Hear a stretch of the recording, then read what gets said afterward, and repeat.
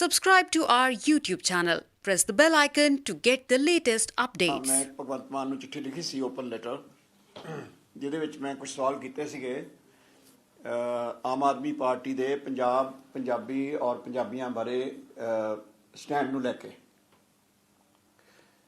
ਉਹ ਚਿੱਠੀ ਲਿਖੇ ਨੂੰ ਮੇਰੇ ਖਿਆਲ 7 ਦਿਨ ਤੋਂ ਵੱਧ ਹੋ ਗਏ ਹੈ ਉਹਨਾਂ ਦਾ ਆਪਣਾ ਜਵਾਬ ਤਾਂ ਕੋਈ ਨਹੀਂ ਆਇਆ ਤੇ ਨਾ ਹੀ ਬਲਕਿ ਉਹਨਾਂ ਨੂੰ ਪੱਤਰਕਾਰਾਂ ਨੇ ਵੀ ਇੱਥੇ ਧੂਰੀ ਵਿੱਚ ਪੁੱਛਿਆ ਉਹਦੇ ਬਾਰੇ ਤੇ ਉਹਨਾਂ ਨੇ ਕਿਹਾ ਕਿ ਨਹੀਂ ਮੈਨੂੰ ਮੈਂ ਪੜ੍ਹਿਆ ਨਹੀਂ ਇਹਦੇ ਬਾਰੇ 'ਚ ਤੇ ਚਿੱਠੀ ਮਿਲੀ ਵੀ ਨਹੀਂ ਹੈ ਮੈਨੂੰ ਤੇ ਮੈਂ ਪੜ੍ਹਿਆ ਵੀ ਨਹੀਂ ਤੇ ਚਲੋ ਮੰਨ ਲਿਆ ਮੈਂ ਮੰਨਦਾ ਵੀ ਅਖਬਾਰਾਂ ਖੂਰਾਂ ਇੱਦਾਂ ਦੇ ਬੰਦਿਆਂ ਨੇ ਕੀ ਪੜ੍ਹਨੀਆਂ ਹੁੰਦੀਆਂ ਕਿਉਂਕਿ ਦਿਨ ਨੂੰ ਇਹ ਹੋਰ ਕੰਮਾਂ 'ਚ ਰਹਿੰਦੇ ਰਾਤ ਨੂੰ ਇਹਨਾਂ ਦੇ ਹੋਰ ਬਿਜ਼ੀ ਹੁੰਦੇ ਕਿਤੇ ਤੇ ਲੇਕਿਨ ਪੱਤਰਕਾਰਾਂ ਨੇ ਇਹਨਾਂ ਨੂੰ ਕਿਹਾ ਵੀ ਤੁਸੀਂ ਨਹੀਂ ਪੜ੍ਹਿਆ ਹੋਏਗਾ ਲੇਕਿਨ ਆਹ ਸਵਾਲ ਸੀਗੇ ਤੇ ਉਹ ਕਹਿੰਦਾ ਨਹੀਂ ਵੀ ਤੁਸੀਂ ਮੇਰੇ ਨਾਲ ਇਲੈਕਸ਼ਨ ਬਾਰੇ ਗੱਲ ਕਰੋ ਉਹ ਸਾਰੇ ਸਵਾਲ ਇਲੈਕਸ਼ਨ ਬਾਰੇ ਹੀ ਸੀਗੇ ਸੋ ਹੀ ਰਿਫਿਊਜ਼ ਟੂ ਆਨਸਰ ਲੇਕਿਨ ਅੱਜ ਉਹਨਾਂ ਦੇ ਖਾਸ ਬੰਦੇ ਨੇ ਮੈਨੂੰ ਪਰਸਨਲੀ ਫੋਨ ਕਰਕੇ ਮੇਰੇ ਕੋਲ ਨੰਬਰ ਵੀ ਹੈਗਾ ਉਹਨਾਂ ਦਾ ਇਹ ਗੱਲ ਕਹੀ ਹੈ ਕਿ ਭਗਵੰਤ ਮਾਨ ਜੀ ਕਹਿੰਦੇ ਆ ਕਿ ਪੰਜਾਬ ਦੇ ਹਿੱਤ ਵਿੱਚ ਨਹੀਂ ਹੈ ਇੱਦਾਂ ਦੇ ਸਵਾਲ ਉਠਾਣੇ ਉਹ ਸਵਾਲ ਕੀ ਨੇ ਜੇ ਭਗਵੰਤ ਮਾਨ ਜੀ ਕਹਿਣਗੇ ਕਿ ਮੇਰੇ ਕਿਸੇ ਬੰਦੇ ਨੇ ਫੋਨ ਨਹੀਂ ਕੀਤਾ ਤਾਂ ਮੈਂ ਕੱਲ੍ਹ ਨੂੰ ਤੁਹਾਨੂੰ ਨੰਬਰ ਵੀ ਦੇ ਦੂੰਗਾ ਬੰਦੇ ਦਾ ਨਾਮ ਵੀ ਦੇ ਦਾਂਗਾ ਅੱਜ ਉਹਨੇ ਰਿਕੁਐਸਟ ਕੀਤੀ ਹੈ ਕਿ ਤੁਸੀਂ ਨਾਮ ਦੱਸਿਓ ਅੱਜ ਦਾ ਦਿਨ but I have the phone ਔਰ ਉਹਨਾਂ ਦਾ ਰਾਈਟ ਹੈਂਡ ਆਦਮੀ ਹੈ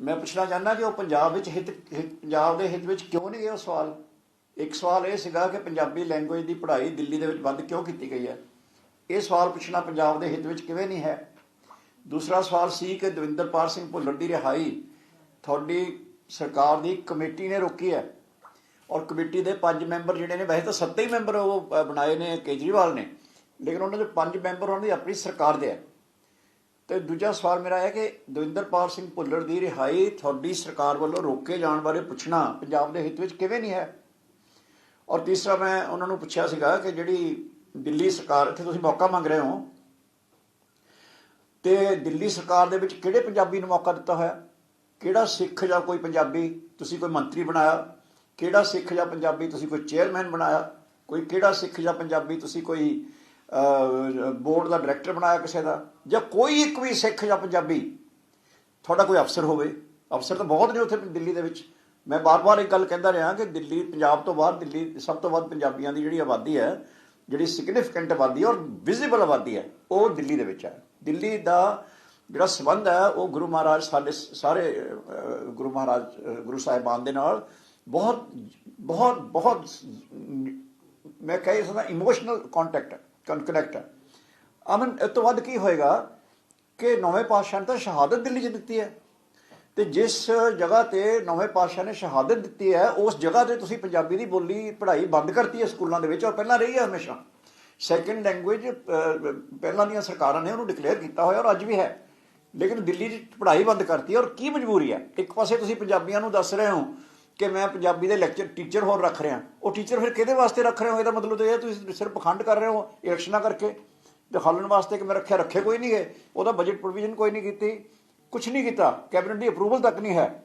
ਲੇਕਿਨ ਉਹ ਦਿਖਾਉਣ ਵਾਸਤੇ ਜੀ ਐਵੇਂ ਰੱਖਿਆ ਔਰ ਉਹ ਤੋਂ 4 ਗੁਣਾ ਵੱਧ ਤੁਸੀਂ ਸੰਸਕ੍ਰਿਤ ਦੇ ਰੱਖ ਲਿਆ ਜਿਹਨੂੰ ਕੋਈ ਬੋਲਦਾ ਨਹੀਂ ਦਿੱਲੀ ਦੇ ਵਿੱਚ ਇਹ ਸਵਾਲ ਮੈਂ ਭਗਵੰਤ ਮਾਨ ਜੀ ਨੂੰ ਕੀਤੇ ਸੀਗੇ ਅੱਜ ਮੈਂ ਉਹਨਾਂ ਨੂੰ ਸਵਾਲ ਕੁਛ ਹੋਰ ਕਰਨ ਲੱਗਾ ਤੇ ਇਹ ਵੀ ਮੈਂ ਚਿੱਠੀ ਉਹਨਾਂ ਨੂੰ ਲਿਖ ਰਿਹਾ ਅੱਜ ਉਹ ਇਹ ਹੈ ਕਿ ਪੰਜਾਬ ਦੇ ਮੁੱਦੇ ਕਈ ਹੋਰ ਵੀ ਹੈ ਜਿਨ੍ਹਾਂ ਬਾਰੇ ਹਜੇ ਮੈਂ ਤੁਹਾਨੂੰ ਸੋਚਦਾ ਸੀ ਕਿ ਤੁਸੀਂ ਇਹਦਾ ਜਵਾਬ ਦੇ ਲਓ ਫਿਰ ਪੁੱਛਾਂਗਾ ਉਹਨਾਂ 'ਚੋਂ ਇੱਕ ਮੁੱਦਾ ਇਹ ਹੈ ਕਿ ਭਾਰਤ ਦੇ ਵਿੱਚ ਭਾਰਤ ਇੱਕ ਸੰਘੀ ਢਾਂਚੇ ਵਾਲਾ ਦੇਸ਼ ਭਗਵੰਤ ਮਾਨ ਨੂੰ ਤਾਂ ਮਹਿਣਾ ਨਹੀਂ ਆਉਂਦਾ ਹੋਣਾ ਪ੍ਰੋਬਲਮ ਇਹ ਹੈ ਦੂਜੀ ਗੱਲ ਹੈ ਭਗਵੰਤ ਮਾਨ ਤਾਂ ਇੱਕ ਤਰ੍ਹਾਂ ਦਾ ਤੋਤਾ ਆ ਜੋ ਉਹਨੂੰ ਰਟਾਉਂਦੇ ਆ ਉਹ ਬੋਲਦਾ ਔਰ ਉਹਨੂੰ ਬਿਲਕੁਲ ਕੋਈ ਆਪਣਾ ਉਹਦਾ ਮਾਈਂਡ ਨਹੀਂ ਹੈ ਔਰ ਤੁਸੀਂ ਦੇਖਦੇ ਹੋਵੋਗੇ ਘੁੱਗੂ ਬਣਿਆ ਬੈਠਾ ਹੁੰਦਾ ਜੋ ਬੋਲਦਾ ਉਹ ਰਾਘਵ ਚੱਡਾ ਬੋਲਦਾ ਜਿਹਨੂੰ ਮੈਂ ਮੁੰਡੂ ਕਹਿੰਦਾ ਹੁੰਦਾ ਔਰ ਅੱਜ ਅੱਛਾ ਉਹ ਵੈਸੇ ਇੰਨੀ ਗੱਲ ਹੋਈ ਹੈ ਮੈਨੂੰ ਲੱਗਦਾ ਸੀ ਸ਼ਾਇਦ ਸਾਡਾ ਨਹੀਂ ਸੁਣਦੇ ਹੋਣੇ ਕਿਉਂਕਿ ਅਪੀਲਾਂ ਵੀ ਸਾਡੇ ਵਰਕਰਾਂ ਨੂੰ ਕਰਦੇ ਆ ਤੇ ਸਾਡੀ ਗੱਲ ਵੀ ਨਹੀਂ ਸੁਣਦੇ ਲੇਕਿਨ ਹੁਣ ਮੈਨੂੰ ਪਤਾ ਲੱਗ ਗਿਆ ਸੁਣਦੇ ਆ ਕਿਉਂਕਿ ਉਹ ਜਿਹੜਾ ਜਿੰਨੀ ਵਾਰੀ ਤੁਸੀਂ ਆਪਣੇ ਟੈਲੀਕਾਸਟ ਕੀਤਾ ਤਾਂ ਉਹ ਪੰਜਾਬੀ ਬੋਲਣੀ ਸ਼ੁਰੂ ਹੋ ਗਏ ਮਤਲਬ ਹੱਦ ਹੈ ਇਹਦਾ ਮਤਲਬ ਹੁਣ ਪੰਜਾਬੀ ਆਉਂਦੀ ਸੀ ਤੇ ਇਹਦਾ ਮਤਲਬ ਨਫ਼ਰਤ ਸੀ ਸਿਰਫ ਪੰਜਾਬੀ ਬੋਲਣ ਨਾਲ ਮੈਂ ਤਾਂ ਪਹਿਲਾਂ ਹੀ ਕਹਿ ਰਿਹਾ ਸੀ ਜੇ ਨਾਨਾ ਇਹਦਾ ਤੁਸੀਂ ਤੁਹਾਡੇ 'ਚੋਂ ਕਿਸੇ ਨੇ ਦੱਸਿਆ ਸੀ ਕਿ ਨਾਨਾ ਵੀ ਇਹਦਾ ਤੁਸੀਂ ਦੱਸਿਆ ਸੀ ਸ਼ਾਇਦ ਕਿ ਨਾਨਾ ਵੀ ਇਹਦਾ ਪੰਜਾਬੀ ਹੈ ਦਾਦਾ ਵੀ ਪੰਜਾਬੀ ਹੈ ਤੇ ਪੰਜਾਬੀ ਨਹੀਂ ਬੋਲਣੀ ਅਜੇ ਤੁਸੀਂ ਇੱਕ ਹੋਰ ਗੱਲ ਨੋਟ ਕੀਤੀ ਹੋਣੀ ਹੈ ਡਰਾਮੇ ਕਿੰਨੇ ਕਰਦੇ ਆ ਕਿ ਸਿਰ ਤੋਂ ਟੋਪੀ ਵੀ ਗਾਇਬ ਹੋ ਗਈ ਹੈ ਹੁਣ ਤੁਹਾਨੂੰ ਯਾਦ ਹੋਵੇ ਜਦੋਂ ਪਹਿਲਾਂ ਆਏ ਨੇ ਤਾਂ ਕੱਲੇ ਦੇ ਸਿੰਘਾਂ ਨੇ ਸਿਰ ਦੇ ਵਿੱਚ ਟੋਪੀਆਂ ਰਖਾਤੀਆਂ ਸੀ ਇਹਨਾਂ ਨੇ ਫੂਲਕਾ ਸਾਹਿਬ ਆਪਣੇ ਪੱਗ ਦੇ ਉੱਤੇ ਟੋਪੀ ਰੱਖ ਕੇ ਆਉਂਦੇ ਸੀ। ਖਹਿਰਾ ਸਾਹਿਬ, ਆਪਣਾ ਕੰਵਰ ਸੰਧੂ ਸਾਹਿਬ, ਸਾਰੇ ਆਪਣੇ ਟਰਬਨ ਦੇ ਉੱਤੇ, ਪੱਗ ਦੇ ਉੱਤੇ ਟੋਪੀ ਰੱਖਦੇ ਸੀ। ਇਹਦੀ ਜਿੱਦ ਸੀ, ਇਹਦੀ ਟੋਪੀ ਸਾਡੀ ਪਹਿਚਾਣ ਆ। ਕਿਆ ਸੀ ਉਹ, ਮੈਂ ਆਪ ਆਦਮੀ ਹਾਂ, ਕੁਛ ਕੀ ਕਿੱਦਾਂ ਸੀ ਨਾ, ਜੋ ਲਿਖਦੇ ਹੁੰਦੇ ਸੀ ਉਹਦੇ ਉੱਤੇ, ਹੈ ਨਾ। ਉਹ ਹੁਣ ਤੁਸੀਂ ਨੋਟ ਕਰ ਰਹੇ ਹੋ ਕਿ ਉਹ ਟੋਪੀ ਗਾਇਬ। ਯਾਨੀ ਇੰਨਾ ਦਗਾਬਾਜ਼ ਆਦਮੀ ਹੈ ਕਿ ਜਿੱਥੇ ਦਾ ਉੱਥੇ ਜਿਹੜੀ ਉਹ ਪਾਪੂਲੇਸ਼ਨ ਸੀਗੀ, ਜਿੱਥੇ ਕਿ ਨੌਨ ਸਿੱਖ ਸੀਗੇ, ਉੱਥੇ ਦੇ ਟੋਪੀ ਦੇ ਟੋਪੀ। ਹੁਣ ਮਫਲਰ ਤਾਂ ਗਾਇਬ ਹੋ ਹੀ ਗਏ।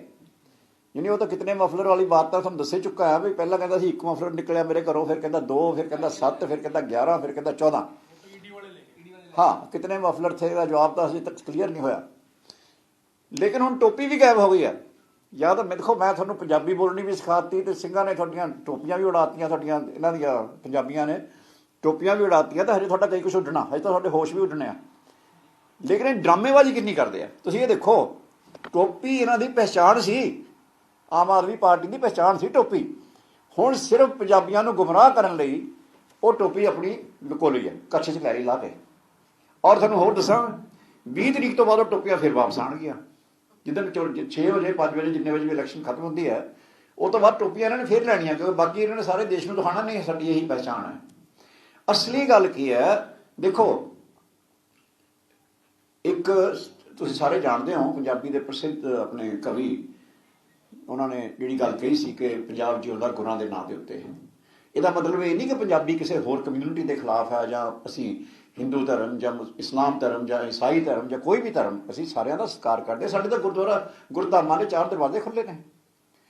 ਲੇਕਿਨ ਇਹ ਡਰਾਮੇ ਜਿਹੜੇ ਕਰਦੇ ਨੇ, ਕਦੇ ਤੁਸੀਂ ਕਿਸੇ ਸੋਚੋਗੇ ਪੰਜਾਬੀ ਬਾਰੇ ਵੀ ਉਹ ਜੇ ਉੱਥੇ ਤਾਮਿਲਨਾਡੂ 'ਚ ਵੋਟ ਲੈਣ ਜਾਵੇ ਤਾਂ ਆਪਣੀ ਪਗੜੀ ਉਤਾਰ ਦੇਗਾ? ਕਦੇ ਵੀ ਨਹੀਂ ਹੋ ਸਕਦਾ ਇੱਦਾਂ। ਜਿਹੜਾ ਪਹਿਨਦਾ ਪਹਿਨਦਾ, ਜਿਹੜਾ ਨਹੀਂ ਪਹਿਨਦਾ ਨਹੀਂ ਪਹਿਨਦਾ, ਜਿਹੜਾ ਨਹੀਂ ਪਹਿਨਦਾ ਉਹ ਵੈਸੇ ਵੀ ਨਹੀਂ ਪਹਿਨਦਾ, ਜਿਹੜਾ ਪਹਿਨਦਾ ਉਹ ਹਮੇਸ਼ਾ ਹੀ ਪਹਿਨੇਗਾ। ਤਾਂ ਇਹ ਤਾਂ ਮਾਣ ਹੁੰਦਾ। ਅਤੇ ਟੋਪੀ ਵੀ ਇਸ ਤਰ੍ਹਾਂ ਇੱਕ ਮਾਣ ਹੁੰਦੀ ਉਹਨਾਂ ਦੀ, ਉਹਨਾਂ ਦਾ ਹੁੰਦਾ ਹੈ। ਲੇਕਿਨ ਔਰ ਸ਼ੁਰੂ 'ਚ ਇਹਨਾਂ ਨੇ ਕਿਹਾ ਹੀ ਸੀ ਕਿ ਸਾਡੀ ਤਾਂ ਪਹਿਚਾਣ ਹੀ ਟੋਪੀ ਹੈ। ਤਾਂ ਅੱਜ ਮੈਂ ਪੁੱਛਣਾ ਚਾਹੁੰਦਾ ਕਿ ਪੰਜਾਬ ਦੀਆਂ ਚੋਣਾਂ 'ਚ ਪੰਜਾਬੀਆਂ ਨੇ ਤੁਹਾਡੀਆਂ ਟੋਪੀਆਂ ਕਿਉਂ ਲਹਾਤੀਆਂ? ਕਿ ਤੁਸੀਂ ਆਪੇ ਡਰਾਮੇਬਾਜ਼ੀ ਕਰ ਰਹੇ ਹੋ। ਇੱਕ ਪਾਰਟੀ ਹੋਰ ਡਰਾਮੇਬਾਜ਼ੀ ਕਰ ਰਹੀ ਹੈ, ਉਹ ਹੈਗੀ ਹੈ ਕਾਂਗਰਸ ਪਾਰਟੀ। ਇਹ ਕੋਈ ਨਾ ਕੋਈ ਤਮਾਸ਼ਾ ਕਰੀ ਰੱਖਦੇ ਆ। ਔਰ ਕੱਲ੍ਹ ਪਰਸੋਂ ਤੁਹਾਨੂੰ ਦੇਖਿਆ ਹੋਣਾ, ਆਪਣੇ ਉਹ ਆਏ ਹੋਏ ਸੀਗੇ ਮੈਡਮ ਪ੍ਰਿਯੰਕਾ ਗਾਂਧੀ ਜੀ। ਅੱਛੀ ਬੱਚੀ ਹੈ, ਮੈਂ ਨਹੀਂ ਕਹਿੰਦਾ ਉਹਦੇ ਬਾਰੇ ਕੋਈ ਮਾੜੀ ਗੱਲ ਨਹੀਂ ਕਹਿੰਦਾ ਮੈਂ। ਲੇਕਿਨ ਮੈਂ 2-3 ਸਵਾਲ ਉਹਨਾਂ ਨੂੰ ਵੀ ਕੱਲ੍ਹ ਕੀਤੇ ਸੀਗੇ, ਪਰ ਉਹ ਆਪਾਂ ਗੱਲਬਾਤ ਕਰ ਲੈਂਦੇ ਹਾਂ। ਜਿਹੜੀ ਮੇਨ ਗੱਲ ਕਰਨੀ, ਉਹ ਸਿੱਧੂ ਸਾਹਿਬ ਨੇ ਉੱਥੇ ਸਟੇਜ 'ਤੇ ਕਹਿੰਦੇ ਕਹਿ ਤਾ ਕਿ ਉਹਨਾਂ ਨੂੰ ਕਿਹਾ ਗਿਆ ਕਿ ਤੁਸੀਂ ਸਪੀਚ ਦਿਓ, ਅਤੇ ਉਹ ਕਹਿੰਦੇ ਚੰਨੀ ਨੂੰ ਬੁਲਾ ਲਓ, ਫਿਰ ਜਿਹਨੂੰ ਮੁੱਖ ਮੰਤਰੀ ਬਣਾਇਆ ਉਹਨੂੰ ਬੁਲਾਓ। ਤੁਸੀਂ ਇਹ ਜਿਹੜੇ ਡਰਾਮੇ ਇਹਨਾਂ ਦੇ ਨਾ, ਅਸਲੀ ਗੱਲ ਕੀ ਹੈ ਕਿ ਇਹਨਾਂ ਦਾ ਗੇਮ ਇਹ ਸੀ। ਦੇਖੋ ਅੱਜ ਗੱਲ ਕਲੀਅਰ ਹੋ ਗਈ ਹੁਣ। ਇਹਨਾਂ ਦੀ ਗੇਮ ਇਹ ਸੀ ਕਿ ਆਪਸੀ ਲੜਾਈ ਦਿਖਾਈ ਜਾਓ, ਅਤੇ ਅਖਬਾਰਾਂ ਵਾਲੇ ਟੈਲੀਵਿਜ਼ਨ ਵਾਲੇ ਖਬਰਾਂ ਇਹੀ ਲਾਈ ਜਾਣਗੇ, ਸਿੱਧੂ ਨੇ ਚੰਨੀ ਬਾਰੇ ਆਹ ਕਹਿਤਾ, ਚੰਨੀ ਨੇ ਸਿੱਧੂ ਬਾਰੇ ਆਹ ਕਹਿਤਾ, ਜਾਖੜ ਨੇ ਉਹਦੇ ਬਾਰੇ ਆਹ ਕਹਿਤਾ, ਅਤੇ ਨਾ ਕੋਈ ਅਕਾਲੀਆਂ ਦੀ ਖਬਰ ਲੱਗੇਗੀ ਨਾ ਕਿਸੇ ਹੋਰ ਦੀ ਲੱਗੇਗੀ। ਇਹ ਗੇਮ ਸੀ ਇਹਨਾਂ ਦੀ। ਮਤਲਬ ਕੀ ਸੀ ਵੀ ਜਿਹੜੇ ਤੁਹਾਡੇ ਸਰਕਾਰ ਦਾ ਕੰਮ ਕੋਈ ਨਹੀਂ ਹੋਇਆ, ਉਹਦੇ ਵੱਲ ਧਿਆਨ ਹੀ ਨਾ ਜਾਵੇ, ਅਤੇ ਆਹੀ ਲੜਾਈਆਂ ਜਿਹੀਆਂ ਪਾ ਛੱਡੋ। ਲੇਕਿਨ ਹੋਇਆ ਕੀ ਕਿ ਕੁਦਰਤ ਵੀ ਦੇਖਦੀ ਹੈ ਨਾ, ਵੀ ਉਹ ਕਹਿੰਦੇ ਹੁੰਦੇ ਆ ਵੀ ਜਿਹੜਾ ਟੋਆ ਪੁੱਟਦੇ ਆ ਨਾ, ਡਿੱਗਦੇ ਵੀ ਆਪੇ ਹੁੰਦੇ ਆ। ਅਤੇ ਉਹ 'ਚ ਹੁਣ ਡਿੱਗੇ ਵੀ ਆਪੇ ਨੇ ਉਸੇ ਟੋਏ 'ਚ। ਅਤੇ ਹੁਣ ਮੇਰਾ ਖਿਆਲ ਕਾਂਗਰਸ ਪਾਰਟੀ ਦੀ ਸਭ ਤੋਂ ਵੱਡੀ ਲੜਾਈ ਜਿਹੜੀ ਹੈ ਉਹ ਸੈਲਫ ਡਿਸਟਰਕਸ਼ਨ ਤੋਂ ਬਚਣ ਦੀ ਹੈ। ਵਾਈਪ ਆਊਟ ਹੋ ਰਹੇ ਨੇ ਬੁਰੀ ਤਰ੍ਹਾਂ। ਅਤੇ ਉਹ ਉੱਥੇ ਸਟੇਜ 'ਤੇ ਜਨਾਬ ਨੇ ਕਹਿ ਤਾ ਕਿ ਚਲੋ ਉਹ ਤਾਂ ਇਹਨਾਂ ਦਾ ਅੰਦਰੂਨੀ ਮਸਲਾ ਹੈ, ਉਹਦੇ ਬਾਰੇ ਮੈਂ ਕੁਛ ਨਹੀਂ ਕਹਿੰਦਾ। ਲੇਕਿਨ ਮੈਂ ਇੱਕ ਗੱਲ ਜ਼ਰੂਰ ਕਹਿਣਾ ਕਿ ਇਹਨਾਂ ਸਵਾਲਾਂ ਦਾ ਜਵਾਬ ਮੈਂ ਕੱਲ੍ਹ ਸਾਡੀ ਕਨਕਲੇਵ ਹੋ ਰਹੀ ਹੈ ਇੱਥੇ, ਇਹਨਾਂ ਦੀ ਕਿਸੇ ਬਹੁਤ ਵੱਡੇ ਅਦਾਰੇ ਦੀ, ਇੰਡੀਆ ਟੂਡੇ ਦੀ ਹੈ ਸ਼ਾਇਦ, ਉਹਦੇ ਵਿੱਚ ਇਹ ਸਵਾਲ ਅਸੀਂ ਨੈਸ਼ਨਲ ਪੱਧਰ 'ਤੇ ਵੀ ਉਠਾਵਾਂਗੇ ਕਿ ਪੰਜਾਬ ਦੀ ਪਹਿਚਾਣ ਬਾਰੇ ਤੁਹਾਡਾ ਕੀ ਖਿਆਲ ਹੈ, ਪੰਜਾਬ ਦੇ ਮਸਲਿਆਂ ਬਾਰੇ ਤੁਹਾਡਾ ਕੀ ਖਿਆਲ ਹੈ, ਪੰਜਾਬ ਦੇ ਦਰਿਆਈ ਪਾਣੀਆਂ 'ਤੇ ਤੁਸੀਂ ਕੇਸ ਵਿਦਡਰਾਅ ਕਰ ਲਿਆ ਕਿ ਨਹੀਂ ਕਰ ਲਿਆ, ਪੰਜਾਬ ਦੇ ਕਿਸਾਨਾਂ ਦੇ ਉੱਤੇ, ਪਰਾਲੀ ਉੱਤੇ ਕੇਸ ਪਾਇਆ ਜਿਹੜਾ ਤੁਸੀਂ ਕਰੋੜ ਰੁਪਏ ਜੁਰਮਾਨੇ ਦਾ, ਉਹ ਵਾਪਸ ਕਰ ਲਿਆ ਕਿ ਨਹੀਂ ਕਰ ਲਿਆ, ਔਰ ਜੇ ਨਹੀਂ ਕੀਤਾ ਤਾਂ ਕਿਉਂ ਨਹੀਂ ਕੀਤਾ। ਵੋਟਾਂ ਤੁਸੀਂ ਇੱਥੋਂ ਮੰਗ ਰਹੇ ਹੋ, ਮੌਕੇ ਤੁਸੀਂ ਇੱਥੋਂ ਮੰਗ ਰਹੇ ਹੋ। ਮੈਂ ਤੁਹਾਨੂੰ ਹੋਰ ਦੱਸਾਂ, ਕੱਲ੍ਹ ਸਰਦਾਰ ਸੁਖਬੀਰ ਸਿੰਘ ਬਾਦਲ ਹੋਣਾ ਨੇ ਇੱਕ ਆਪਣੀ ਸਪੀਚ ਵਿੱਚ ਇਹ ਗੱਲ ਕਹੀ ਹੈ ਕਿ ਇਹ ਜਿਹੜਾ ਡਰਾਮਾ ਕੀਤਾ ਸੀ ਨਾ ਇਹਨਾਂ ਨੇ, 21 ਲੱਖ 22 ਲੱਖ ਕਿੰਨਾ ਸੀਗਾ ਉਹ, ਜੋ ਵੀ ਇੱਕ ਟੈਲੀਫੋਨ ਨੰਬਰ ਆ ਗਿਆ। ਮਤਲਬ ਕਮਾਲ ਦਾ ਹੀ ਕਰਦੇ ਆ ਇਹ ਜਿਹੜੇ ਡਰਾਮੇ ਕਰਨ ਲੱਗੇ ਵੀ ਨਾ, ਥੋੜ੍ਹਾ ਬਹੁਤਾ ਵੀ ਜ਼ਮੀਨ ਦੇ ਨੇੜੇ ਨਹੀਂ ਰਹਿੰਦੇ, ਫਿਰ ਚੱਕੇ ਦਿੰਦੇ ਆ ਫੱਟੇ, ਪੰਜਾਬੀ 'ਚ ਕਹੀਦਾ। ਅਤੇ ਹੁਣ ਇਹਨਾਂ ਨੇ ਕਰਨਾ ਕੀ ਆ, 20 ਤਰੀਕ ਤੋਂ ਬਾਅਦ ਕਿਸੇ ਦਿਨ ਵੀ ਹੋ ਸਕਦਾ ਇਹ ਤੁਸੀਂ ਲਿਖ ਲਿਓ, ਹੋਊਗਾ ਇੱਦਾਂ ਕਿ ਇੱਕ ਵਾਰੀ, ਪਹਿਲੀ ਗੱਲ ਤਾਂ ਇਹ ਉਹਦਾ ਮੌਕਾ ਸ਼ਾਇਦ ਨਾ ਹੀ ਆਵੇ, ਪਰ 20 ਤਰੀਕ ਤੋਂ ਬਾਅਦ ਹੀ ਇਹਨਾਂ ਨੇ ਕੰਮ ਸ਼ੁਰੂ ਕਰ ਦੇਣਾ, ਕਿਉਂਕਿ ਇਹਨਾਂ ਦੀ ਪਾਰਟੀ ਹੋਣੀ ਹੈ 3 ਹਿੱਸਿਆਂ 'ਚ। I am predicting it. ਇਹ ਜਿਹੜੀ ਆਮ ਆਦਮੀ ਪਾਰਟੀ ਹੈ 3 ਹਿੱਸਿਆਂ 'ਚ ਜਾਏਗੀ। ਇੱਕ ਹਿੱਸਾ ਇਹਨਾਂ ਦਾ ਹੋਏਗਾ ਬਾਗੀ, ਇੱਕ ਹਿੱਸਾ ਇਹਨਾਂ ਦਾ ਜਾਏਗਾ ਕਿਸੇ ਨੈਸ਼ਨਲ ਪਾਰਟੀ ਨਾਲ ਖਰੀਦੀ ਜਾਏਗੀ। ਮੈਂ ਨਹੀਂ ਨਾਂ ਲੈਂਦਾ ਕਿਹੜੀ ਪਾਰਟੀ ਨਾਲ, ਲੋੜ ਵੀ ਨਹੀਂ ਹੈ ਲੈਣ ਦੀ। ਔਰ ਇੱਕ ਹਿੱਸਾ ਜਿਹੜਾ ਆ ਉਹ ਖੁਰਦ-ਬੁਰਦ ਹੋ ਕੇ ਬਗਾਵਤ ਕਰੇਗਾ ਇਹਨਾਂ ਤੋਂ। ਉਹ ਉਹੀ ਹੋਣਾ ਜੋ ਪਿਛਲੇ 20 ਸੀਟਾਂ ਦਾ ਹੋਇਆ ਸੀਗਾ। ਪਿਛਲੀਆਂ 20 ਸੀਟਾਂ ਵੀ 9 ਇੱਕ ਪਾਸੇ ਚਲੇ ਗਈਆਂ ਸੀਗੀਆਂ, 11 ਪਹਿਲਾਂ ਇੱਕ ਪਾਸੇ ਗਏ, ਲੇਕਿਨ 11 ਚੋਂ ਵੀ 3 ਰਹਿ ਗਏ। 2 ਦੇ ਉੱਤੇ ਮੈਂ ਕੱਲ੍ਹ ਨੂੰ ਤੁਹਾਨੂੰ ਡੇਟਾ ਦਊਂਗਾ ਇਹਨਾਂ ਦੀ ਪਾਰਟੀਆਂ ਦੇ ਕੈਂਡੀਡੇਟਸ ਜਿਹੜੇ ਨੇ ਕਿੰਨੇ ਕ੍ਰਿਮੀਨਲ ਕੇਸਿਸ ਨੇ ਨਾ ਪਾਰਟੀ ਮਤਲਬ ਕਹਿੰਦੇ ਅਸੀਂ ਬਦਲਣ ਆਏ ਆ, ਸਾਫ ਸੁਥਰੀ ਸਿਆਸਤ ਦੇਣ ਆਏ ਆ। ਬਟ ਇਹਨਾਂ ਦੇ ਜਿਹੜੇ ਕੈਂਡੀਡੇਟਸ ਨੇ they are facing criminal charges. ਇੱਕ ਤਾਂ ਹੁੰਦਾ ਨਾ, ਇੱਕ ਹੁੰਦੇ ਕੇਸਿਸ ਉਹ ਪੰਜਾਬ 'ਚ ਅਕਸਰ ਹੋ ਜਾਂਦੇ ਆ, 751 ਉਹ ਨਾਲ ਲੜ ਪਿਆ, ਉਹਦੇ ਨਾਲ ਝਗੜ ਪਿਆ, ਇੱਦਾਂ ਪੰਜਾਬ 'ਚ ਚੱਲ ਜਾਂਦਾ, ਇਹ ਕੋਈ ਡਰ ਰੌਲਾ ਨਹੀਂ। ਲੇਕਿਨ ਕ੍ਰਿਮੀਨਲ ਕੇਸਿਸ ਕਹਿੰਦੇ ਪੈਸੇ ਦੱਬ ਲਏ, ਉਹਦੀ ਜ਼ਮੀਨ ਦੱਬ ਲਈ, ਇਹਦਾ ਆਹ ਦੱਬ ਲਿਆ, ਉਹ ਮਰਡਰ ਕਰਤਾ, ਇੱਦਾਂ ਦੇ ਕੇਸਿਸ ਉਹ 62 ਬੰਦਿਆਂ ਦੇ ਖਿਲਾਫ ਇਹਨਾਂ ਦੇ ਆਮ ਆਦਮੀ ਪਾਰਟੀ ਦੇ। ਔਰ ਅਸੀਂ ਸਾਰਾ ਚੈੱਕ ਕੀਤਾ, 43 ਬੰਦੇ ਕਾਂਗਰਸ ਪਾਰਟੀ ਦੇ ਵੀ ਇੱਦਾਂ ਦੇ ਆ ਜਿਨ੍ਹਾਂ ਦੇ ਕ੍ਰਿਮੀਨਲ ਕੇਸਿਸ ਨੇ। ਔਰ ਉਹ ਮੈਂ ਤੁਹਾਨੂੰ ਡੇਟਾ ਕੱਲ੍ਹ ਦਊਂਗਾ, ਅੱਜ ਚੱਲ ਰੋਕ ਲੈਂਦੇ ਹਾਂ ਕੋਈ ਕੱਲ੍ਹ ਨੂੰ ਇੱਥੇ ਆਪਣੇ ਉਹ ਸੱਚ ਮੈਂ ਭੁੱਲ ਗਿਆ ਤੁਹਾਨੂੰ ਦੱਸਣਾ ਹੈ ਕਿ ਕੱਲ੍ਹ ਨੂੰ 12 ਵਜੇ ਸਾਡੀ ਮੈਨੀਫੈਸਟੋ ਰਿਲੀਜ਼ ਹੋਣਾ ਇੱਥੇ, ਸਰ ਸੁਖਬੀਰ ਸਿੰਘ ਬਾਦਲ ਹੋਣਾ ਨੇ ਕਰਨਾ। ਤੁਸੀਂ ਕਾਈਂਡਲੀ ਤੁਸੀਂ ਰੋਜ਼ ਸਾਰੇ ਜਿਹੜੇ ਆਉਂਦੇ ਰਹੇ ਮੇਰੇ ਦੋਸਤ ਸਾਰੇ ਕੱਲ੍ਹ ਜ਼ਰੂਰ ਪਲੀਜ਼ ਆਇਓ ਉਹ। ਤੋ ਅੱਜ ਮੈਂ ਤੁਹਾਨੂੰ ਇਹ ਦੱਸਣਾ ਸੀ ਕਿ ਮੈਂ ਦੁਬਾਰਾ ਚਿੱਠੀ ਅੱਜ ਲਿਖੀ ਹੈ, ਮਤਲਬ ਜੇ ਮੈਂ ਤੁਹਾਨੂੰ ਬਾਅਦ 'ਚ ਕਾਪੀਆਂ ਦਊਂਗਾ ਉਹਦੀਆਂ ਭਗਵੰਤ ਮਾਨ ਜੀ ਨੂੰ ਵੀ। ਇੱਕ ਤਾਂ ਮੇਰੀ ਪਹਿਲੀ ਚਿੱਠੀ ਦਾ ਜਵਾਬ ਕਿਉਂ ਨਹੀਂ ਦੇ ਰਹੇ? ਮੈਂ ਵੀ ਪੰਜਾਬੀ ਹਾਂ, ਤੁਹਾਡਾ ਵੋਟਰ ਹਾਂ, ਮੈਂ ਜਿੱਥੇ ਮਰਜ਼ੀ ਮੇਰੀ ਵੋਟ ਹੋਵੇ, ਮੈਂ ਵੋਟ ਤਾਂ ਕਿਸੇ ਨੂੰ ਵੀ ਪੈ ਸਕਦੀ ਹੈ। ਔਰ ਤੁਸੀਂ ਤਾਂ ਅਪੀਲਾਂ ਕਰ ਰਹੇ ਹੋ ਅਕਾਲੀਆਂ ਨੂੰ, ਤਾਂ ਅਕਾਲੀਆਂ ਨੂੰ ਦੱਸ ਤਾਂ ਦਿਓ ਨਾ, ਮੈਂ ਵੀ ਤਾਂ ਅਕਾਲੀ ਹਾਂ, ਤਾਂ ਮੈਨੂੰ ਦੱਸ ਤਾਂ ਦਿਓ ਨਾ ਕਿ ਜਿਹੜੇ ਸਵਾਲਾਂ ਦੇ ਮੈਂ ਜਵਾਬ ਪੁੱਛ ਰਿਹਾ ਤੇ ਤੁਸੀਂ ਮੇਰੇ ਤੋਂ ਵੋਟ ਮੰਗਣ ਤਾਂ ਆ ਗਏ ਹੋ। ਵੋਟ ਮੰਗਣ ਦਾ ਤੁਸੀਂ ਆਪਣਾ ਕੇਜਰੀਵਾਲ ਖੁਦ ਸਿੱਧੀ ਮੰਗ ਰਿਹਾ ਵੋਟ, ਤੇ ਫਿਰ ਇਹਨਾਂ ਸਵਾਲਾਂ ਦੇ ਜਵਾਬ ਤਾਂ ਦੇ ਦਿਓ। ਤਾਂ ਇਹ ਜਿਹੜੀਆਂ ਗੱਲਾਂ ਸੀ ਕੁਛ ਕਰਨ ਵਾਲੀਆਂ। ਅੱਜ ਜਿਹੜਾ ਡਰਾਮੇ ਦੀ ਆਪਾਂ ਗੱਲ ਕਰ ਰਹੇ ਸੀ ਉਹ ਇਹ ਹੋਇਆ ਕਿ ਤੁਹਾਨੂੰ ਪਤਾ ਹੀ ਹੋਣਾ ਖੈਰ ਕਿ ਪ੍ਰਾਈਮ ਮਿਨਿਸਟਰ ਸਾਹਿਬ ਨੇ ਆਉਣਾ ਸੀਗਾ ਜਲੰਧਰ, ਤੇ ਚੰਨੀ ਸਾਹਿਬ ਵੀ ਉੱਥੇ ਆਪਣਾ ਹੈਲੀਕਾਪਟਰ ਲੈ ਕੇ ਪਹੁੰਚ ਗਏ। ਤੁਸੀਂ ਕਦੇ ਸੁਣੀ ਆ ਗੱਲ ਇਹ ਕਿ ਪ੍ਰਾਈਮ ਮਿਨਿਸਟਰ ਨੇ ਕਿਸੇ ਏਰੀਆ 'ਚ ਜਾਣਾ ਹੋਵੇ, ਇੱਕ ਪ੍ਰੋਟੋਕੋਲ ਹੈ ਕਿ ਉਹ ਜਿਹੜਾ ਸਾਰਾ ਜਿਹੜੀ ਉਹ ਜ਼ੋਨ ਹੁੰਦਾ ਹੈ ਨਾ, ਉਹਦੀ ਏਰੀਅਲ ਸੀਜ਼ਿੰਗ ਹੁੰਦੀ ਹੈ। ਉਹਦੇ ਵਿੱਚ ਕੋਈ ਫਲਾਈਟ ਐਂਟਰ ਨਹੀਂ ਕਰ ਸਕਦੀ ਹੁੰਦੀ।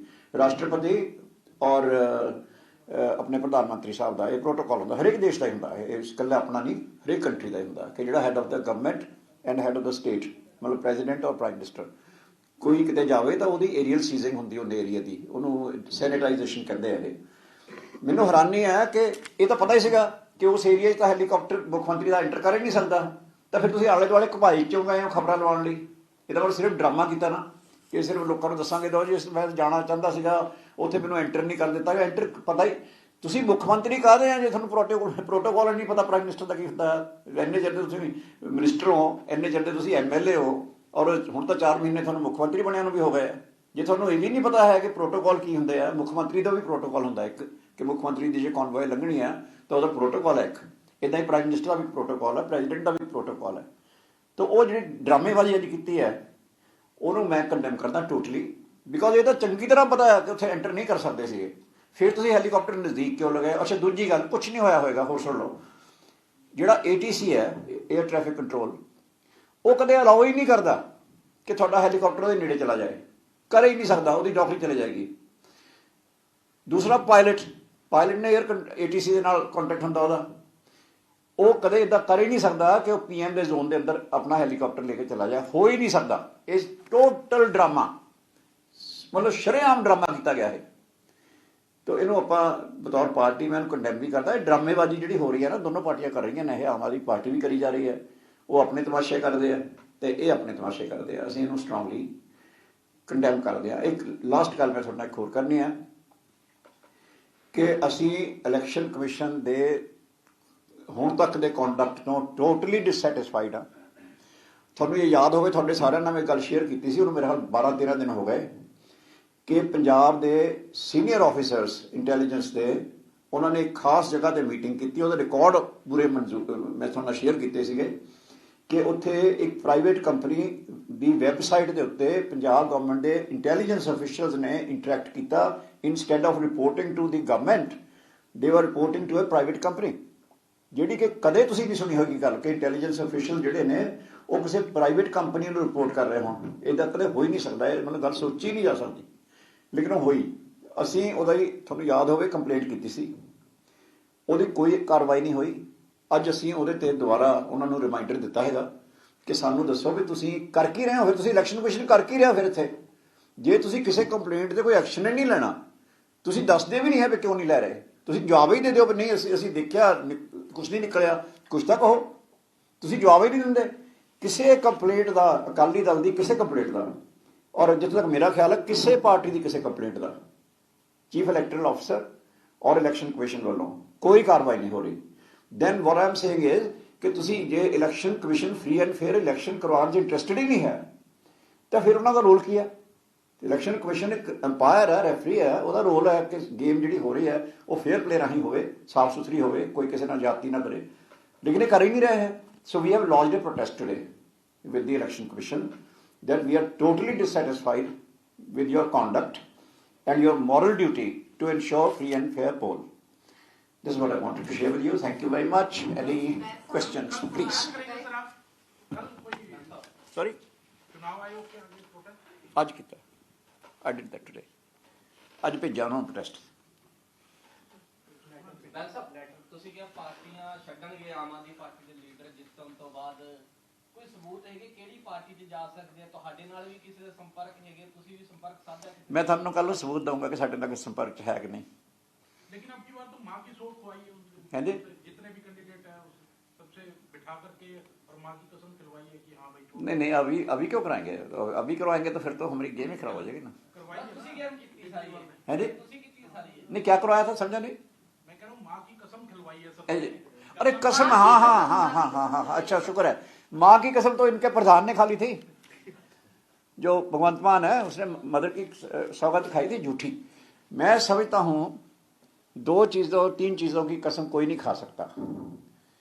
सबसे पहले कोई अपने धार्मिक अकीदे वाले किसी स्क्रिप्चर की कसम, कोई हिंदू गीता की झूठी कसम नहीं खा सकता, कोई मुसलमान कुरान की नहीं खा सकता, कोई सिख गुरु ग्रंथ साहब की नहीं खा सकता, ऐसे ईसाई अपने जो उनका स्क्रिप्चर है होली बाइबल उसकी नहीं खा सकता। लेकिन कैप्टन अमरिंदर सिंह ने खाई और साफ खा के मुकर गए, सारा कुछ कसम खाई और मुकर गए। और वो भी ड्रामा था कि जेब से गुटखा साहब निकाला। कोई सिख अपनी जेब में ऐसे गुटखा साहब नहीं रखता जैसे वहां दिखाया गया था। वो पूरे अकीदे के साथ उसको पूरे एक रुमाला साहब होता है उसमें लपेट कर प्रॉपरली रखा जाता है, अगर रखना भी हो तो साथ में, ऐसे नहीं रखता कोई ऐसे जेब में किताब की तरह डाला हुआ। तो एक तो वो भगवंत मान जी ने माता जी की सौं, अपनी माता जी की सौं खाई कि मैं शराब नहीं पीऊंगा। उससे 4 दिन बाद ये गुरुद्वारा साहब चले गए, गुरु ग्रंथ साहब की हाजिरी में शराब पी के पकड़े गए। लोगों ने इनके, पुलिस वालों ने लोगों से बचाकर इनको बाहर निकाला। किसान संघर्ष शुरू हुआ था तब। और 2 बार सौगंध खाई।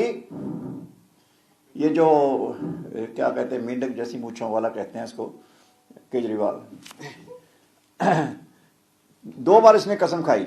और मैंने ये भी पूछा था कि ਜਿਹੜੀ ਤੁਸੀਂ ਲੈ ਕੇ ਆਏ ਹੋ ਲੜਕੀ ਬੱਚੀ ਵਿਚਾਰੀ ਆਪਣੀ, ਜਿਹਨੂੰ ਪਰਸੋਂ ਚੌਥੇ 'ਚ ਲੈ ਕੇ ਆਇਆ ਸੀਗਾ, ਉਹ ਜਿਹੜੀ ਬੱਚੀ ਹੈ ਉਹੀ ਹੈ ਜਿਹਦੇ ਤੇ ਸਿਰ ਤੇ ਹੱਥ ਰੱਖ ਕੇ ਸਹੁੰ ਖਾਦੀ ਸੀ ਕਿ ਮੈਂ ਕਦੇ ਸਿਆਸਤ 'ਚ ਨਹੀਂ ਆਊਂਗਾ, ਮੈਂ ਤਾਂ ਸਿਆਸਤ ਮੇਰਾ ਲੈਣਾ ਦੇਣਾ ਹੀ ਕੋਈ ਨਹੀਂ ਹੈ। ਲੇਕਿਨ ਉਹ ਤੋਂ 2 ਮਹੀਨੇ ਬਾਅਦ ਹੀ ਉਹ ਸਹੁੰ ਟੁੱਟ ਗਈ ਜਨਾਬ। ਪੋਲਿਟਿਕਸ ਵੀ ਆ ਗਏ, ਲੇਕਿਨ ਪੋਲਿਟਿਕਸ ਜਦੋਂ ਆਏ ਤੇ ਇਲੈਕਸ਼ਨ ਹੋਈ, ਇਲੈਕਸ਼ਨ ਤੋਂ ਬਾਅਦ ਉਹਦਾ ਰਿਜ਼ਲਟ ਜੇ ਆਣੇ ਸੀਗੇ ਤਾਂ ਕਿਸੇ ਪੱਤਰਕਾਰ ਨੇ ਪੁੱਛ ਲਿਆ ਕਿ ਜੇ ਤੁਹਾਡੀ ਮੈਜੋਰਿਟੀ ਨਾ ਆਈ ਤਾਂ ਕਾਂਗਰਸ ਨਾਲ ਰਲ ਕੇ ਗਵਰਨਮੈਂਟ ਬਣਾਓਗੇ। ਫਿਰ ਬੱਚੇ ਨੂੰ ਬੁਲਾਇਆ ਕਿ ਇਧਰ ਆਓ ਬੇਟਾ, ਆਪਣੇ ਘਰ ਦੇ ਬੱਚੇ ਨੂੰ ਕਿਸੇ ਨੂੰ ਬੁਲਾਇਆ ਤਾਂ ਬੁਲਾ ਕੇ ਉਹਦੇ ਸਿਰ ਤੇ ਫਿਰ ਹੱਥ ਰੱਖਿਆ, ਫਿਰ ਸਹੁੰ ਖਾਧੀ। ਤਾਂ ਪੁੱਛਿਆ ਸੀਗਾ ਕਿ ਇਹ ਜਿਹੜੀ ਤੁਸੀਂ ਬੱਚੀ ਦੀ ਸਹੁੰ ਖਾਧੀ ਸੀ ਇਹ ਉਹੀ ਬੱਚੀ ਹੈ ਜਿਹਨੂੰ ਪੰਜਾਬ 'ਚ ਲੈ ਕੇ ਆਏ ਹੋ? ਮਤਲਬ ਪੰਜਾਬ 'ਚ ਝੂਠੀਆਂ ਸਹੁੰਆਂ ਦਾ ਹੀ ਕੰਮ ਰਹਿ ਗਿਆ ਸਿਰਫ। तो जी तुम कह रहे हो उन्हें कसम खाई है माँ की, अपने कैंडिडेट खिलाई है उनको, तो जिन्होंने उन्होंने सौं खवाई है उन्होंने भी तो पता ही है तू कौन होंगे सानू सौं खवाने वाला, तू तो झूठिया सौं आप खाता है। वो भी इन्ना के सीरियस लैणगे उन्होंने। ਇੱਕ ਕੇਸਾਂ ਦਾ ਜ਼ਿਕਰ ਕੀਤਾ ਹੈ ਕਿ ਕੇਸ ਹੈਗੇ ਆਮ ਆਦਮੀ ਪਾਰਟੀ ਦੇ ਤੇ ਇੱਕ ਰਿਪੋਰਟ ਛਪੀ ਸੀ ਬੀਤੇ ਦਿਨ ਅਖਬਾਰ ਦੇ ਜਪਿੰਦਰਜੀਤ ਹੋਰਾਂ ਨੇ ਛਾਪੀ ਸੀ, ਜਰਨਲਿਸਟ ਹੈਗੇ ਵਧੀਆ, ਉਹਨਾਂ ਨੇ ਛਾਪਿਆ ਸੀ 60 ਜਿਹੜੇ ਕੈਂਡੀਡੇਟ ਹੈਗੇ ਆ ਅਕਾਲੀ ਦਲ ਦੇ ਸੀਰੀਅਸ ਆਫੈਂਸ ਹੈਗੇ ਉਹਨਾਂ ਦੇ ਵਿੱਚ। नहीं अस तो कहने एनी कैंडीडेट ऑफ श्रोमणी अकाली दल और BSP ਜਿਹਦੇ ਉੱਤੇ ਸਪੋਜ਼ ਕੋਈ ਇਦਾਂ ਦਾ ਸੀਰੀਅਸ ਐਲੀਗੇਸ਼ਨ ਹੈਗਾ ਸਾਨੂੰ ਦੱਸੋ। ਅਸੀਂ ਤਾਂ ਖੁਦ ਵੀ ਆਰ ਫॉर ਟਰਾਂਸਪੇਰੈਂਸੀ, ਕਿਉਂਕਿ ਸਾਰੇ ਅਸੀਂ ਡਿਕਲੇਅਰ ਕੀਤੇ ਆ। ਲਓ ਤੁਹਾਨੂੰ ਮੈਂ ਕੱਲ ਨੂੰ ਇੱਕ ਐਸੀ ਚੀਜ਼ ਦਊਂਗਾ, ਤੁਸੀਂ ਹੈਰਾਨ ਰਹਿ ਜਾਓਗੇ ਕਿ ਇਲੈਕਸ਼ਨ ਕਮਿਸ਼ਨ ਜਿਹਦੀ ਇਹ ਡਿਊਟੀ ਹੈ ਕਿ ਜਿਹੜੀ ਡੈਕਲੇਰੇਸ਼ਨ ਹੁੰਦੀ ਹੈ ਕਿਸੇ ਕੈਂਡੀਡੇਟ ਦੀ, ਉਹ ਡੈਕਲੇਰੇਸ਼ਨ ਉਹਨਾਂ ਨੇ ਐਗਜ਼ਾਮਿਨ ਕਰਨੀ ਹੁੰਦੀ ਹੈ ਕਿ ਇਹਦੇ ਵਿੱਚ ਜਿਹੜੀ ਦਿੱਤੀ ਗਈ ਹੈ ਕਮਿਟਮੈਂਟ ਹੈ ਠੀਕ ਵੀ ਹੈ।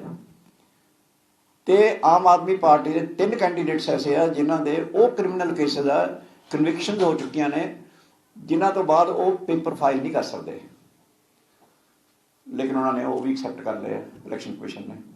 ਉਹ ਮੈਂ ਅਜੇ ਕਿਸੇ ਵਜ੍ਹਾ ਕਰਕੇ ਅਜੇ ਕੋਈ ਸਾਰੇ ਡਾਕੂਮੈਂਟ ਇਕੱਠੇ ਕਰ ਰਹੇ ਹਾਂ, ਤੇ ਉਹ ਤੁਹਾਨੂੰ ਕੱਲ ਤੱਕ ਆ ਕੇ ਤਾਂ ਕੱਲ ਹੀ ਸ਼ੇਅਰ ਕਰ ਦਾਂਗਾ, but we have the definite information ਕਿ ਇੱਦਾਂ ਹੋਈ ਹੈ। ਔਰ ਦੂਜੀ ਗੱਲ ਇਹ ਹੈ, ਉਹ ਅਸੀਂ ਜ਼ਿਆਦਾ ਕੱਲ ਮੈਂ ਉਸ ਨੈਸ਼ਨਲ ਟੈਲੀਵਿਜ਼ਨ 'ਤੇ ਜਿਵੇਂ ਕੋ ਆ ਗਿਆ ਤਾਂ ਤੁਹਾਡੇ ਸਾਰਿਆਂ ਨਾਲ ਗੱਲ ਕਰਾਂਗਾ ਫਿਰ ਉਹਦੇ ਬਾਰੇ ਕਰਕੇ, ਨਹੀਂ ਤਾਂ ਫਿਰ ਅਸੀਂ ਉਹ ਸਾਰੇ ਡਾਕੂਮੈਂਟ ਇੱਕ ਵਾਰੀ ਅਸੀਂ ਇਲੈਕਸ਼ਨ ਕਮਿਸ਼ਨ ਕੋਲ ਫਿਰ ਲੈ ਕੇ ਜਾਵਾਂਗੇ ਕਿ ਤੁਸੀਂ ਇਹਨਾਂ ਨੂੰ ਅਲਾਓ ਕਿੱਦਾਂ ਕਰੀ ਜਾਂਦੇ ਹੋ, ਇਹਨਾਂ ਦੀ ਕਨਵਿਕਸ਼ਨ ਹੋਈ ਹੈ ਬੰਦਿਆਂ ਦੀ, ਹੈ ਨਾ। ਤੋ ਇਹ ਜਿਹੜੇ ਸਾਰੇ ਸਵਾਲ ਆ ਇਲੈਕਸ਼ਨ ਕਮਿਸ਼ਨ ਤੋਂ ਆਨਸਰ ਮੈਂ ਤਾਂ ਹੀ ਮੈਂ ਬਿਨਾਂ ਵਜ੍ਹਾ ਨਹੀਂ ਕਹਿ ਰਿਹਾ ਹੈਗਾ। ਦੇਖੋ ਮੇਰਾ ਇੱਕ ਸਵਾਲ ਆਇਆ, ਚਲੋ ਥੋੜ੍ਹਾ ਬਹੁਤਾ ਮੈਂ ਮੰਨਦਾ ਹੈ ਕਿ ਅਸੀਂ ਜਿਹੜੇ ਆਪਣੇ ਹਰੇਕ ਬੰਦੇ ਨੇ ਆਪਣੇ ਦਾਅਵੇ ਕਰਨੇ ਹੁੰਦੇ ਆ, ਲੇਕਿਨ ਮੇਰਾ ਇੱਕ ਸਵਾਲ ਆ ਕਿ ਮੈਂ ਜਿਹੜਾ ਵੀ ਕਲੇਮ ਇੱਥੇ ਕਰਾਂਗਾ ਨਾ ਉਹਦਾ ਫੈਕਚੁਅਲ ਬੇਸਿਸ ਹੁੰਦਾ ਹੈ। ਮੈਨੂੰ ਪਤਾ ਹੁੰਦਾ ਕੱਲ ਨੂੰ ਤੁਸੀਂ ਮੈਨੂੰ ਆਫ ਦਾ ਰਿਕਾਰਡ ਵੀ ਪੁੱਛ ਲਾਂਗੇ ਤਾਂ ਮੇਰੇ ਕੋਲ ਉਹਦਾ ਸਬੂਤ ਚਾਹੀਦਾ ਹੈ, because I have a different level of relationship with your people. ਤੁਹਾਨੂੰ ਮੈਨੂੰ ਪਤਾ ਹੈ ਕਿ ਤੁਸੀਂ ਮੇਰੀ ਕ੍ਰੈਡੀਬਿਲਿਟੀ ਜਿਸ ਦਿਨ ਜ਼ੀਰੋ ਹੋ ਗਈ ਹੈ ਨਾ, ਤਾਂ ਮੈਂ ਕੇਜਰੀਵਾਲ ਤਾਂ ਹੈ ਨਹੀਂ ਨਾ ਕਿ ਬੱਚਿਆਂ ਦੀ ਝੂਠੀ ਸਹੁੰ ਖਾਲਾਂਗਾ। ਸੋ ਜਿਹੜੀ ਤੁਸੀਂ ਕਹਿੰਦੇ ਸੀ ਨਾਲ ਬਿਠਾ ਕੇ ਸਹੁੰ ਖਾਧੀਆਂ, ਉਹ ਜਿਹਨਾਂ ਤੋਂ ਸਹੁੰ ਖਵਾਈਆਂ ਉਹ ਕਹਿੰਦੇ ਹੁਣ ਯਾਰ ਤੂੰ ਹੈ ਕੌਣ ਖਾਣੇ ਵਾਲਾ ਜੋ ਆਪਣੇ ਬੱਚਿਆਂ ਦੀ ਝੂਠੀਆਂ ਸਹੁੰ ਖਾਣਾ ਜੀ। ਬੈਂਸ ਸਰ, ਲੇਕਿਨ ਤੁਸੀਂ ਮੰਨਦੇ ਨਹੀਂ ਕਿ ਹੁਣ ਟਾਈਮ ਕਾਫੀ ਲੇਟ ਹੋ ਗਿਆ, ਜਿਹੜੇ ਤੁਸੀਂ ਹੁਣ ਐਲੀਗੇਸ਼ਨ ਲਗਾਏ ਨੇ ਕਿ ਕਈ ਇਸ ਤਰ੍ਹਾਂ ਦੇ ਕੈਂਡੀਡੇਟਸ ਹੈਗੇ ਜਿਨ੍ਹਾਂ ਦੇ ਉੱਤੇ ਕਾਫੀ ਸਾਰੇ criminal. This is the right time. ਨਹੀਂ, ਪਰ ਹੁਣ ਤਾਂ 2-4 ਦਿਨ ਹੀ ਰਹਿ ਗਏ ਸਰ। ਨਹੀਂ, this is the right time. You have to expose these people at the right time. ਤੁਸੀਂ ਦੇਖੋ ਨਾ ਕਰ ਕੀ ਰਹੇ ਨੇ ਹੁਣ, ਤੁਸੀਂ ਦੇਖੋ ਸਾਰਾ ਪੰਜਾਬ ਘੁੰਮਦੇ ਹੋ। ਪਿਛਲੀ ਵਾਰੀ ਇੱਕ ਮੈਨੂੰ ਕਹਿਣਾ ਪੈਣਾ ਹੁਣ I have to name the people, otherwise ਮੇਰਾ ਸਵਾਲ ਨਹੀਂ ਹੈ ਇਹ। ਇੱਕ ਏਜੰਸੀ ਹੈ, ਉਹਦਾ ਨਾਮ ਹੈ ਸੀ ਵੋਟਰ। ਤੁਹਾਨੂੰ ਜੇ ਯਾਦ ਹੋਵੇ ਲਾਸਟ ਟਾਈਮ ਉਹਨਾਂ ਨੇ ਇੱਕ ਸਰਵੇ ਕੀਤਾ ਸੀਗਾ 2017 ਦੇ ਵਿੱਚ, 100 ਸੀਟਾਂ ਦਿੱਤੀਆਂ ਸੀ ਉਹਨਾਂ ਨੇ ਆਮ ਆਦਮੀ ਪਾਰਟੀ ਨੂੰ, ਜਦ ਕਿ ਜਿਹੜੇ ਇੱਥੇ ਜਰਨਲਿਸਟ ਵਿਚਾਰੇ ਕਵਰ ਕਰ ਰਹੇ ਸੀ ਉਹ ਦੰਗ ਰਹਿ ਗਏ ਸੀ ਕਿ ਕਿਹੜਾ ਪੰਜਾਬ ਅਸੀਂ ਕਵਰ ਕਰ ਰਹੇ ਹਾਂ ਯਾਰ, ਤੇ ਕਿਹੜੇ ਪੰਜਾਬ ਨੂੰ ਇਹਨਾਂ ਨੇ ਸਰਵੇ ਕੀਤਾ ਹੈ ਨਾ, ਵੀ ਅਸੀਂ ਸ਼ਾਇਦ ਗਲਤ ਤਾਂ ਨਹੀਂ ਕਿਤੇ। ਸਭ ਨੂੰ ਬੰਦਿਆਂ ਨੂੰ ਸੈਲਫ ਡਾਊਟ ਹੋ ਗਿਆ ਕਿ ਸੀ ਵੋਟਰ ਵਰਗੀ ਆਰਗੇਨਾਈਜੇਸ਼ਨ, ਮਤਲਬ ਇਹਦਾ ਮਤਲਬ ਹੋਇਆ ਕਿ ਸਰਵੇ ਕੰਪਨੀਆਂ ਖਰੀਦੀਆਂ ਜਾ ਰਹੀਆਂ ਨੇ। ਉਸੇ ਸੀ ਵੋਟਰ ਨੇ ਹੁਣ ਫੇਰ ਕਰਕੇ ਪਤਾ ਨਹੀਂ 60 ਪਤਾ ਨਹੀਂ 55 ਕਿੰਨੀਆਂ ਕਰਤੀਆਂ ਇਹਨਾਂ ਦੀਆਂ ਆਮ ਆਦਮੀ ਪਾਰਟੀ ਦੀਆਂ। ਪਰ ਮੈਂ ਇਹ ਕਹਿਣਾ ਚਾਹੁੰਦਾ ਜੇ 100 ਚੋਂ 20 ਆਈਆਂ ਸੀ ਤਾਂ 60 ਚੋਂ ਕਿੰਨੀਆਂ ਆਉਣਗੀਆਂ ਲਾ ਲਓ ਅਸੀਂ, ਤੇ ਜਿਹੜਾ ਸੁਖਬੀਰ ਜੀ ਕਹਿ ਰਹੇ ਡਬਲ ਡਿਜਿਟ ਉੱਥੇ ਹੋਊਗਾ। But this is a very serious thing. ਔਰ ਮੈਂ ਇਲੈਕਸ਼ਨ ਕਮਿਸ਼ਨ ਨੂੰ ਵੀ ਗੱਲ ਕਹਿਣੀ ਚਾਹੁੰਦਾ, ਔਰ ਅਸੀਂ ਓਫੀਸ਼ੀਅਲੀ ਉਹਨਾਂ ਦੇ ਨੋਟਿਸ ਲਿਆਂਦੀ ਸੀ ਗੱਲ ਵੀ ਸਰਵੇ ਕੰਪਨੀਜ਼ ਜਿਹੜੀਆਂ ਨੇ, ਤੁਸੀਂ ਫੇਕ ਨਿਊਜ਼ ਤੁਸੀਂ ਬੈਨ ਕੀਤੀ ਨਾ, ਪੇਡ ਨਿਊਜ਼ ਬੈਨ ਕੀਤੀ ਨਾ, ਤਾਂ ਪੇਡ ਸਰਵੇ ਬੰਦ ਕਿਉਂ ਨਹੀਂ ਕਰ ਰਹੇ? ਇਟਸ ਵੈਰੀ ਕਲੀਅਰ ਕਿ ਜਿੰਨੇ ਸਰਵੇਜ਼ ਆਏ ਨੇ ਹੁਣ ਤੱਕ, ਤੁਸੀਂ ਪਿਛਲੀਆਂ ਇਲੈਕਸ਼ਨ ਚੱਕ ਕੇ ਦੇਖ ਲਓ, ਕੋਈ ਉਹਦਾ ਲਿੰਕ ਹੀ ਨਹੀਂ ਹੈ ਅਸਲੀਅਤ ਦੇ ਨਾਲ। very few surveys have any relationship with ground reality as the results come out. ਜੋ ਨਤੀਜੇ ਆਉਂਦੇ ਉਹ ਬਿਲਕੁਲ ਹੀ ਹੋਰ ਹੁੰਦੇ ਆ। ਇਹਦਾ ਮਤਲਬ ਹੋਇਆ ਕਿ ਉਹ ਸਿਰਫ ਉਹਨਾਂ ਨੂੰ ਯੂਜ਼ ਕੀਤਾ ਜਾਂਦਾ, ਸਰਵੇ ਕੰਪਨੀਜ਼ ਨੂੰ, ਉਹਨਾਂ ਨੂੰ ਪੈਸੇ 100 ਕਰੋੜ ਰੁਪਇਆ ਦਿੰਦੇ ਨੇ ਕਿ ਤੁਸੀਂ 100 ਸੀਟਾਂ ਦਿਖਾ ਦਿਓ, 1 ਸੀਟ ਦਾ ਕਰੋੜ, ਤੇ ਇਹਨਾਂ ਨੇ ਤਾਂ ਕੈਂਡੀਡੇਟਾਂ ਤੋਂ ਪੈਸੇ ਲਏ ਨੇ। ਅੱਛਾ, ਦੂਜਾ ਇੱਕ ਮੇਰਾ ਸਵਾਲ ਇਹ ਵੀ, this is an official question now, ਕਿ ਆਮ ਆਦਮੀ ਪਾਰਟੀ ਦੇ 2 ਬੰਦੇ ਜਿਹੜੇ ਹੁੰਦੇ ਸੀ ਪਿਛਲੀ ਵਾਰੀ, ਤੁਹਾਨੂੰ ਯਾਦ ਹੋਣਾ, ਸੰਜੇ ਔਰ ਦੁਰਗੇਸ਼ ਪਾਠਕ, ਉਹਨਾਂ ਉੱਤੇ ਬਹੁਤ ਸੀਰੀਅਸ ਐਲੀਗੇਸ਼ਨ ਲੱਗੇ ਸੀ ਕਿ ਉਹਨਾਂ ਨੇ ਪੈਸੇ ਵੀ ਖਾਧੇ ਹੈ ਔਰ ਹੋਰ ਵੀ ਕਈ ਇਮੋਰਲ ਹਰਕਤਾਂ ਕਰਨ ਦੀ ਕੋਸ਼ਿਸ਼ ਕੀਤੀ ਹੈ, ਵਿੱਚ ਦੀ ਆਮ ਆਦਮੀ ਪਾਰਟੀ ਵਰਕਰਸ ਜਿਹੜੇ ਉਹਨਾਂ ਦੇ ਪਾਰਟੀ ਦੇ ਵਰਕਰ ਹੈ ਉਹਨਾਂ ਨੇ ਅਪੋਜ਼ ਕੀਤਾ ਸੀਗਾ, ਔਰ ਕਈ ਬੰਦੇ ਛੱਡ ਗਏ ਸੀਗੇ ਉਸ ਵੇਲੇ ਉਹਨਾਂ ਗੱਲਾਂ ਕਰਕੇ। ਹਾਂਜੀ, ਹੈ ਨਾ, ਹਾਂ, ਇਹਨਾਂ ਦੇ ਆਪਣੇ ਕੈਂਡੀਡੇਟ ਛੱਡ ਗਏ ਸੀਗੇ। ਉਹਨਾਂ ਦੋਨਾਂ ਨੂੰ ਇਸ ਵਾਰੀ ਨਹੀਂ ਲੈ ਕੇ ਆਏ, ਤੇ ਇਸ ਬਾਰੇ ਉਹੀ ਐਲੀਗੇਸ਼ਨ ਰਾਘਵ ਚੱਡਾ ਤੇ ਲੱਗ ਰਹੇ ਨੇ, ਅਗਲੀ ਵਾਰੀ ਉਹਨੂੰ ਨਹੀਂ ਲਿਆਉਣਗੇ।